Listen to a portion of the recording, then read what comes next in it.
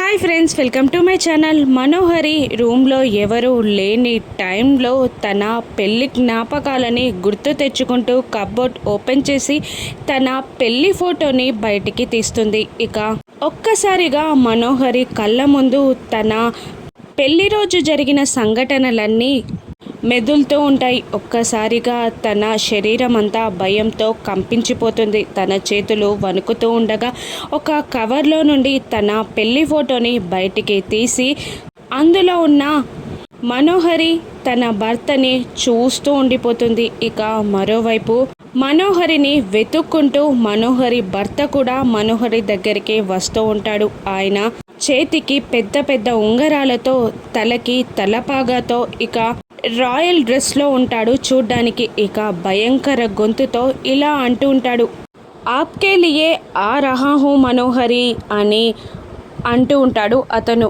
ఇక అతను చూడ్డానికి కూడా విలన్లా ఉంటాడు. మనోహరి రూమ్లో ఒంటరిగా ఉండగా ఆరు వెనకాల నుండి వచ్చి మనోహరిని కోపంగా చూస్తూ ఉంటుంది. ఇక తన చేతిలో ఉన్న ఫోటోని కూడా ఆరు చూస్తూ ఉంటుంది. మను చేతిలో ఉన్న ఫోటో చూసిన ఆరు షాక్ అవుతూ ఉంటుంది. అంటే దీనికి ముందే పెళ్ళైందన్నమాట. ఆ విషయం దాచిపెట్టి మళ్ళీ మా ఆయనతో పెళ్ళికి రెడీ అయిపోయింది.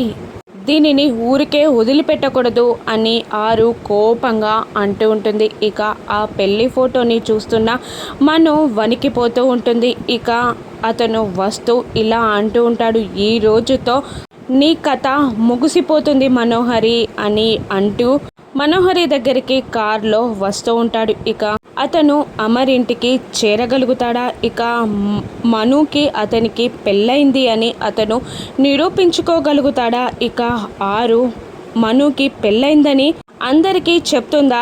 ఈ రోజుతో మను కథ ముగియనుందా? రాను ఎపిసోడ్స్లో చూద్దాం. Thank you for